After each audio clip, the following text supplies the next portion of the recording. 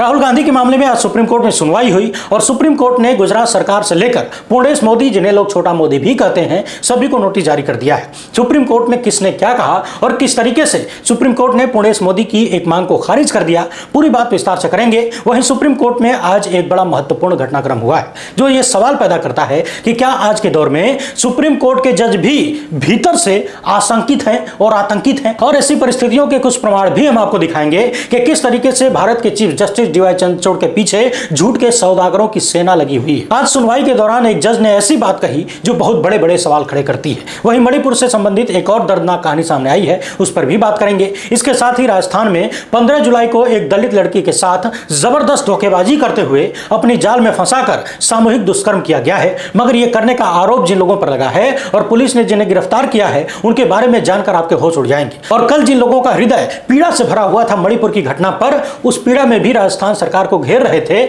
उनकी विचारधारा के लोगों की पोल पट्टी खुल जाएगी। बातचीत शुरू करने से पहले आप सभी से अनुरोध है कि यदि आप मैं पहली बार देख रहे हैं तो फेसबुक पर हमारे पेज को फॉलो और लाइक कर लीजिए, यूट्यूब पर सब्सक्राइब करके घंटा बजा दीजिएगा। देश को गोदी मीडिया के जहरीले प्रकोप से बचाने और आम आदमी की आवाज को बुलंद करने में हो सके तो हमारे सहायक बनिए। इस क्यूआर कोड या फिर मोबाइल नंबर का प्रयोग करते हुए हमें आर्थिक रूप से मजबूत करने का प्रयास जरूर करें। बहुत बहुत धन्यवाद। द हिंदू की एक रिपोर्ट के अनुसार अजमेर जिले के ब्यावर से नाबालिग दलित लड़की अपने साथी के साथ भागकर 15 जुलाई की रात को जोधपुर आई थी। ये लोग शहर में रहने का स्थान ढूंढ रहे थे, तभी इनकी मुलाकात 3 लोगों से हुई जिन्होंने एक रात रुकने की जगह देने का वादा करते हुए अपने साथ इस दलित युवती और लड़के को लेकर गए। तीनों आरोपी प्रेमी जोड़े को लेकर विश्वविद्यालय के हॉकी मैदान में पहुंचे और जहां पर आरोपियों ने कथित तौर पर प्रेमी युवक को जमकर पीटा, इसके बाद नाबालिग लड़की के साथ दुष्कर्म किया। इसके तुरंत बाद राजस्थान की पुलिस एक्टिव हुई और 2 घंटे के भीतर कथित बलात्कारियों को गिरफ्तार कर लिया गया, जिनका नाम धर्मपाल सिंह, समंदर सिंह भाटी और भट्टम सिंह के रूप में सामने आया है। इन तीनों की उम्र 20 से 22 साल के बीच बताई जा रही है। इसके साथ ही पुलिस ने यह भी बताया है कि ये आरोपी विश्वविद्यालय में छात्र संघ चुनाव के लिए एबीवीपी यानी अखिल भारतीय विद्यार्थी परिषद, जो कि भाजपा की छात्र इकाई है, उससे टिकट चाहने वाले एक छात्र के लिए ये तीनों आरोपी प्रचार कर रहे थे। यानी कि राजस्थान पुलिस का कहना है कि जिन 3 आरोपियों ने कथित तौर पर दलित नाबालिग युवती के साथ दुष्कर्म किया, वो तीनों एबीवीपी से जुड़े हुए हैं। हालांकि बीजेपी और एबीवीपी दोनों ने इन आरोपियों से किसी भी तरीके का संबंध होने से इनकार किया है। राजस्थान के मुख्यमंत्री अशोक गहलोत ने कहा है कि भाजपा के अग्रिम संगठन से जुड़े हुए लोगों की स्पष्ट संलिप्तता ने भाजपा का असली चेहरा और चरित्र उजागर कर दिया है। अशोक गहलोत ने यह भी लिखा है कि भाजपा अध्यक्ष जेपी नड्डा इस घटना पर चुप है, उन्होंने इसकी निंदा भी नहीं की, जो महिला सुरक्षा के मुद्दे पर भाजपा की गंभीरता को दर्शाता है। आगे राजस्थान के मुख्यमंत्री ने लिखा है कि पुलिस ने जिस तत्परता से मात्र 2 घंटे में आरोपियों को गिरफ्तार कर लिया, वो सराहनीय है। उन्होंने कहा कि चाहे आरोपी कितने भी प्रभावशाली क्यों न हो, राज्य सरकार दोषियों को कड़ी से कड़ी सजा दिलाएगी और निर्दोष लड़की को न्याय दिलाएगी। वैसे पिछले कुछ सालों में देश भर में बीजेपी और उनकी विचारधारा से जुड़े हुए लोग, अलग अलग संगठनों से जुड़े हुए लोग जिस तरीके से यौन शोषण और बलात्कार के मामलों में घिर रहे हैं, ऐसा लग रहा है कि इन्हें अलग से कहीं कोई ट्रेनिंग दी जाती है। वैसे यहां तो एबीवीपी के कार्यकर्ताओं पर आरोप लगा है। गुजरात में आपने देखा ही, जिन लोगों पर बलात्कार का दोष सिद्ध हो चुका था, जिन्हें कोर्ट द्वारा सजा दे दी गई थी, जो लोग अपने सजा भुगत रहे थे, उनको मोदी सरकार ने, भाजपा सरकार ने संस्कारी बताते हुए जेल से बाहर कर दिया। और इतना ही नहीं, उनसे अपनी पार्टी का प्रचार करवाया गया। बीजेपी के तमाम कार्यक्रमों में बिल्किस बानो के दोषियों को देखा गया चुनाव प्रचार करते हुए और उनके रिश्तेदारों को पार्टी ने टिकट देकर चुनाव लड़ाया, ऐसे भी आरोप सामने आ रहे हैं। उधर सुप्रीम कोर्ट में आज राहुल गांधी के मामले की सुनवाई हुई।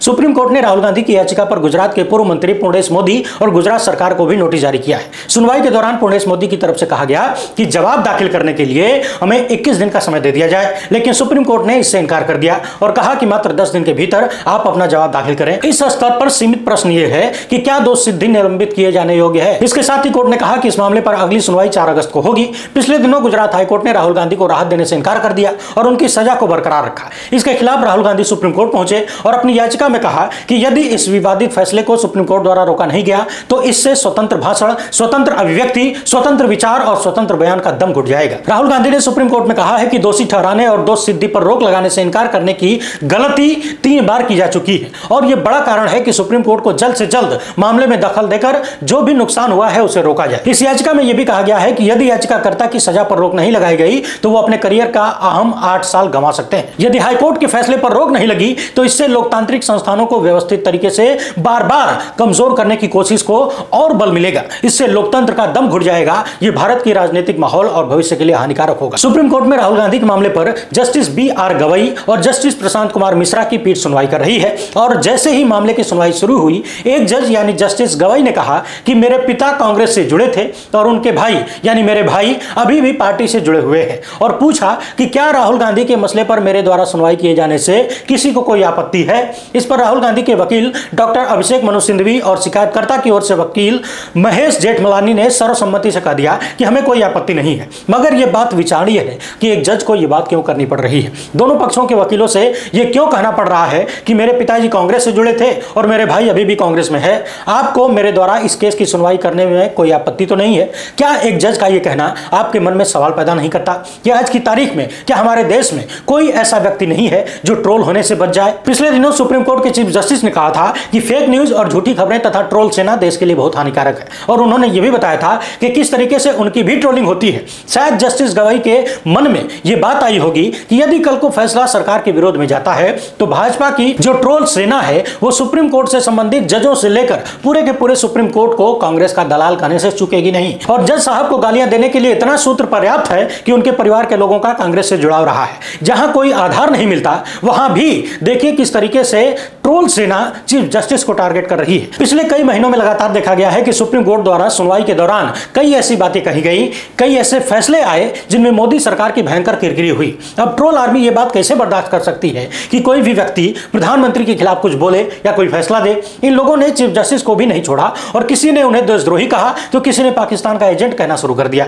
ट्विटर पर ऐसा ही एक व्यक्ति हाल फिलहाल में देखने को मिला है, आप भी देख लीजिए और यह भी देखिए कि भारत के चीफ जस्टिस के बारे में इसने किस तरीके की बातें लिखी है और कैसी भाषा का प्रयोग किया है। चंदन शर्मा नाम के इस यूजर ने लिखा है कि चंद्रचूड़ को एक बार बनारस से चुनाव लड़ देना चाहिए, इसको भी औकात मालूम पड़ जाएगी, इसको भी औकात मालूम पड़ जाएगी। ध्यान से सुनिए, आगे इसने लिखा है कि कहां थे सीजेआई चंद्रचूड़ जब मैती समुदाय के हिंदू आदिवासी मारे जा रहे थे। सीजेआई का बयान है, मणिपुर की घटना बर्दाश्त से बाहर है, मणिपुर का वीडियो परेशान करने वाला है, सरकार को कार्रवाई के लिए वक्त देंगे, कार्रवाई नहीं हुई तो हम करेंगे। यानी कि मणिपुर के मामले में चीफ जस्टिस ने भाजपा की सरकारों को जो कहा वो बात इन लोगों को बहुत बुरी लग गई है। आप भी लगातार देख रहे होंगे कि सुप्रीम कोर्ट पर जितने भी गैंग वाले हैं, ये नफरती गैंग वाले, ये लगातार सवाल उठा रहे हैं कि अब तक मणिपुर पर क्यों नहीं बोले, जबकि सुप्रीम कोर्ट ने पहले ही मणिपुर के मसले पर सवाल किया था और सरकारों से कहा था कि कार्रवाई करिए, जो कर रहे हैं वो हमें बताइए। लेकिन चूंकि इन सबको यह बात बर्दाश्त नहीं होती कि कैसे कोई पीएम मोदी पर, मोदी सरकार पर सवाल उठा सकता है। सवाल जैसे उठेगा इनके मुंह से भकाभक गालियां निकलनी शुरू हो जाएंगी, क्योंकि इनके भीतर वही भराई है।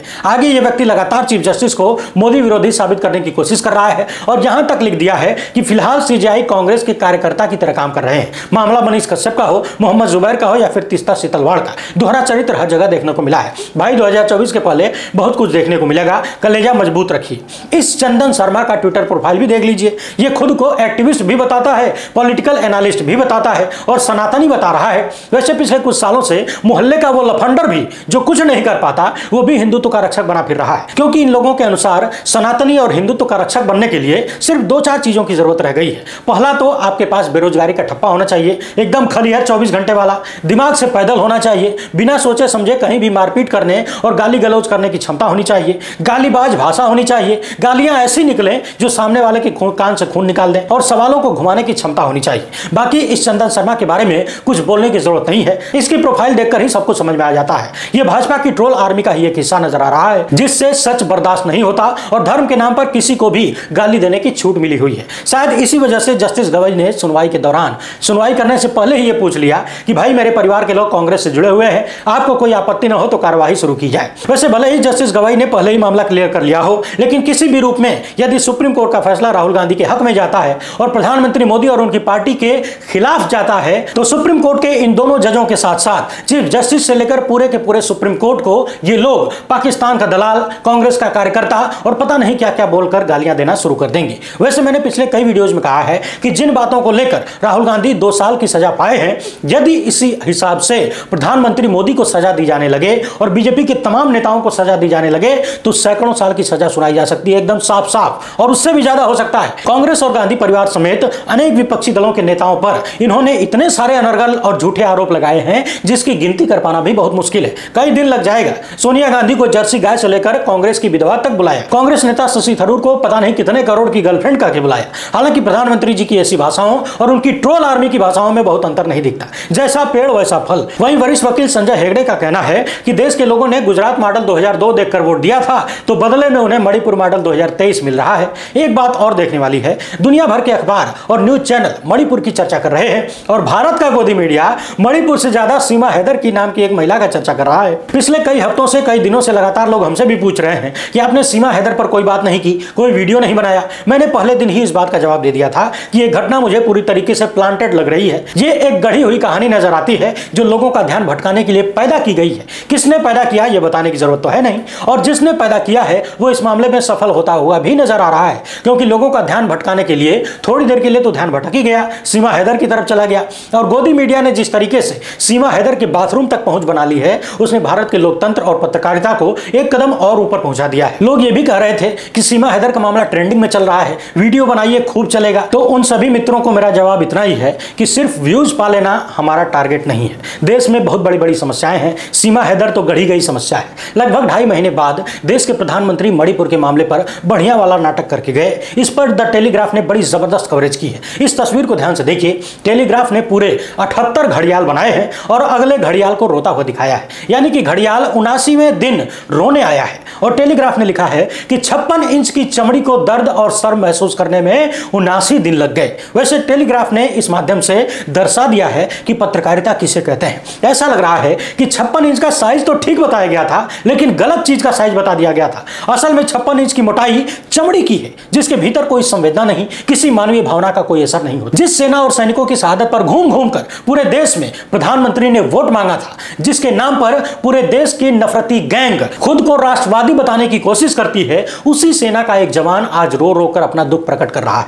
मणिपुर में जिन 2 महिलाओं को निर्वस्त्र करके परेड करवाया गया, उनमें से एक का पति असम रेजिमेंट में सूबेदार था। इस सूबेदार ने कारगिल के युद्ध में देश की रक्षा की थी। अब उनका कहना है कि मैंने करगिल के युद्ध में देश की रक्षा की, मगर अपने गांव और अपनी पत्नी की रक्षा नहीं कर पाया। कांग्रेस प्रवक्ता पवन खेड़ा ने पूछा है कि कहां गए वो फर्जी राजभक्त। हालांकि फर्जी राजभक्तों की राजभक्ति तभी समझ में आ गई थी जब अग्निवीर जैसी योजना लॉन्च की गई और चीन द्वारा हमारे 20 जवानों को शहीद कर दिया गया। प्रधानमंत्री ने कह दिया कि न कोई घुसा है न कोई घुसा हुआ है। पुलवामा हमले में 40 जवान शहीद हो गए, मार दिए गए, अब तक कोई जांच नहीं हुई। और सत्यपाल मलिक जी ने जो आरोप लगाया, जो सवाल उठाए, उन पर कहीं किसी ने कोई जवाब नहीं दिया। सबकी जबान सिल गई, सबके होठ जम गए। मुंह पर ताला लगा देने से सवाल खत्म नहीं हो जाते, बल्कि सवाल और मजबूत हो जाते हैं। जवाब वही नहीं देता है जिसके मन में चोर होता है और जो मुंह चोर होता है। सवालों का सामना करने की हिम्मत जिसके भीतर नहीं होती, वो भागा भागा फिरता है। अब चारों तरफ ये सवाल उठ रहा है कि जब संसद का सत्र चल रहा है तो देश के प्रधानमंत्री संसद के बाहर दुखड़ा क्यों रो रहे हैं? संसद के भीतर जाकर सदस्यों के सवालों का जवाब क्यों नहीं देते? हालांकि अब तो देश के हर एक व्यक्ति को समझ लेना चाहिए कि प्रधानमंत्री जी सवालों का जवाब देने के लिए नहीं बने हैं, या फिर यूं कह लीजिए कि वो जवाब दे ही नहीं सकते, जवाब देना उन्हें आता ही नहीं है, जवाब उनके पास है ही नहीं। पहली बार जब पीएम मोदी ने प्रधानमंत्री बनने के बाद संसद में प्रवेश किया था तो नतमस्तक होकर संसद भवन को प्रणाम किया था। लोगों को बड़ी उम्मीद थी कि लोकतंत्र मजबूत होगा और इस संसद की गरिमा को और ऊंचा किया जाएगा। मगर 9 साल बाद अब ऐसा लग रहा है कि संसद की गरिमा और संसदीय लोकतंत्र दोनों की पोटली बनाकर गंदे नाले में फेंक दिया गया है। इस वीडियो के बाद जो वीडियो आने वाली है उसे आप लोग जरूर देखिएगा, और जो भी मित्र आपके साथी या जानने वाले बीजेपी के कट्टर समर्थक हैं उन्हें जरूर दिखाइएगा, क्योंकि उनके साथ एक बहुत बड़ा फ्रॉड होने वाला है और उस फ्रॉड की तैयारी शुरू हो चुकी है, होना शुरू हो गया है। इस वीडियो में फिलहाल इतना ही। हमसे जुड़ने के लिए बहुत बहुत धन्यवाद। जय हिंद।